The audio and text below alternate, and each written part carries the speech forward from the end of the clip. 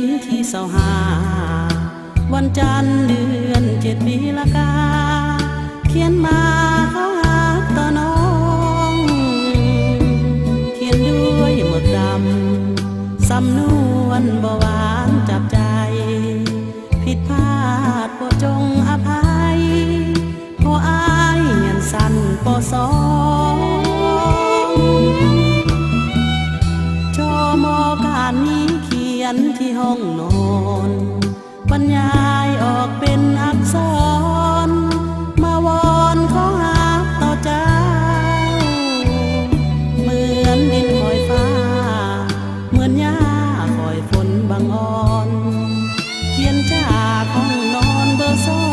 2ขอวอนน้องจงเห็นใจเขียนจดหมายบรรยายมาแม้นมีหญิงใดเมตตา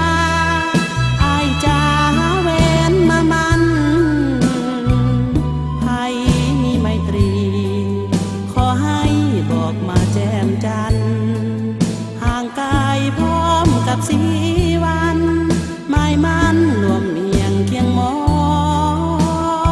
นจม.การนี้เขียนที่25วันจันทร์เดือน7ปีละกาขอลาลงเพียงนี้ก่อนถ้าหากจนต่อบ่ซอบจูดไปบังอ่อนขอใจอย่ามีแง่งอนขอวอนน้องจงตอบมา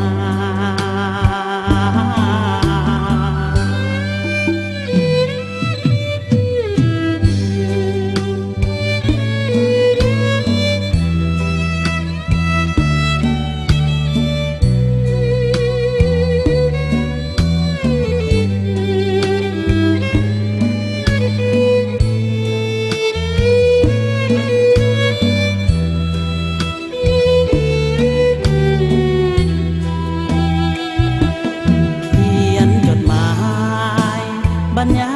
ยมาแม้นมีหญิงใดเมตตาอายจะหาแหวนมามันไผมีไมตรีขอให้บอกมาแจ่มจันทร์ห่างกายพร้อมกับสีวันหมายมันรวมเนียงเคียงมอนจม.การนี้เขียนที่25วันจันทร์เดือน7ปีละกาขอลา